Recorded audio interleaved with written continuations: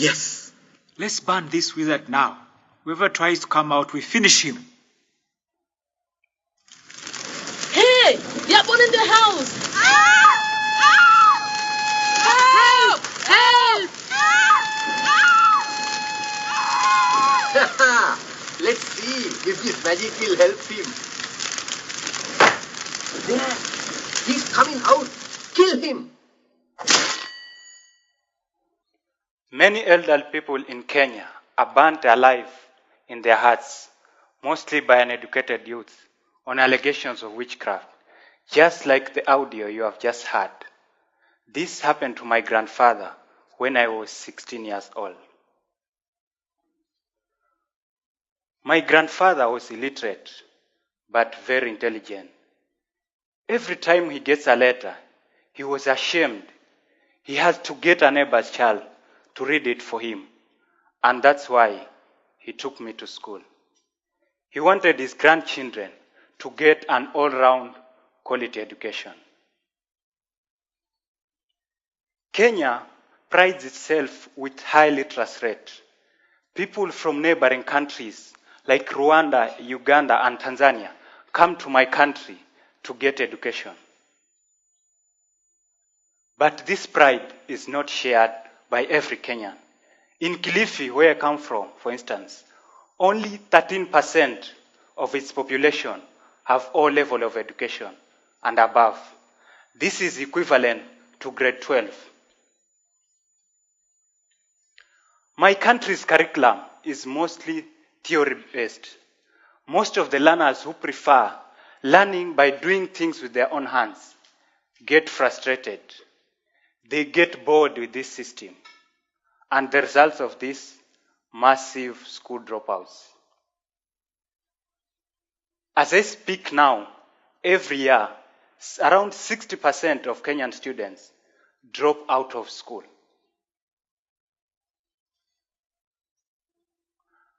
High poverty level is also another cause of school dropouts. Many families, especially in the rural part of the country, are unable to meet educational costs of their children. Young girls are falling prey to mostly elderly men to get basic necessities, such as sanitary pads.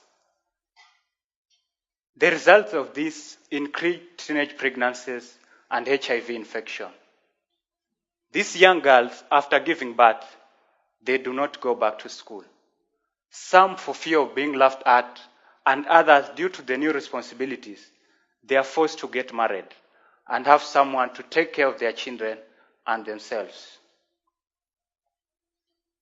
In this society, the education of girl child has not been appreciated.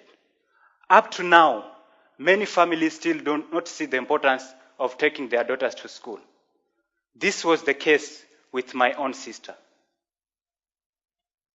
My sister finished primary school, that is grade 8, the same year with my junior brother.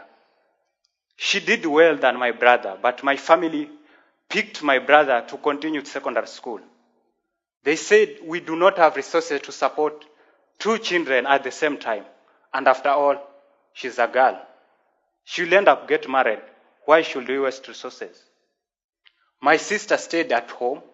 2 years later, she got married at the age of 17. But what happens to the boy child? The boy child in this society is also not spared either. They are forced between leaving school to work and support their families. And this was the case with myself. At the age of 16, I became the breadwinner of our family. I lost my dad a month after joining secondary school, and 7 months later, my grandfather was killed. I ended up spending most of my school time working in construction sites to get food and school fees. But despite all these challenges and the importance of education my grandfather instilled in me, I soldiered on and managed to finish my O-level of education. Last year, 2016, I graduated with a Bachelor of Arts in International Relations and Diplomacy, becoming the first ever graduate from our village after 53 years of Kenya's independence. I'm proud to be the first one. But I don't want to be the last. Like any other child, I had my big dreams and ambitions. In my childhood, I wanted to become an ambassador. But now, I want to achieve my dream in a different style. I want to become an educational ambassador. And to do this, I founded Kickstart Kilifi. Kickstart Kilifi is an organization that will be working with school dropouts. We want to reignite their passion for studies, get them in school, and start working toward their dreams. But one might ask, how do we do this? At Kickstart Kilifi, we take our participants through a one-year program that will be anchored on 4 main pillars. Our first pillar will be communication. Our second pillar is practical project. Our third pillar is entrepreneurship. And our fourth pillar is general knowledge. You will agree with me, communication is important for every human being, whether verbal or non-verbal. But many people have a problem when it comes to communication.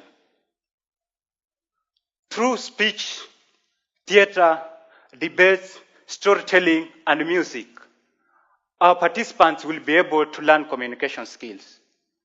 We believe these skills will assist them in their academic life and even in life after school.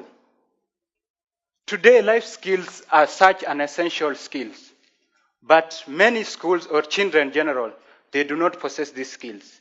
We want through the phase of communication to bring life skills to our participants, which will go a long way to make them use these skills in their professional life and even in their classrooms. Kickstart Kilifi wants to give its participants practical projects. These projects will range, for instance, liquid soap making. We have cooking. We have planting trees and simple engineering like making solar lamps. In this phase, we want to introduce subject-related knowledge to the learners. They will learn directly and connect what they are learning in classrooms to reality. Isn't this a nice way of learning? Our participants will get hands-on skills. And through this phase, some projects will be in groups and others individual. They will learn team building as well as team management and problem solving. Our third pillar is entrepreneurship.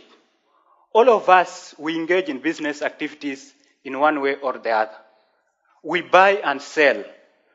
To make sure our participants exit our program as people who can take life on their own hands, they learn business skills like marketing, advertisement, simple bookkeeping, and you know what? They can get an opportunity to sell even some of the stuffs they made during the practical phase. And to sell these stuffs, they had to communicate, giving them another opportunity to build on their communication skills. Our fourth pillar is general knowledge. But why general knowledge? Envy comes from ignorance and lack of belief in one's own ability. As a people, we need to know who we are, where do we live, and where do we come from. Remember, ignorance is always afraid of change. Only general knowledge and the ability to make rightful judgment will prevent our children from falling into superstition and radical belief movements. This is the dream which Kickstart Kilifi is fighting for. Thank you.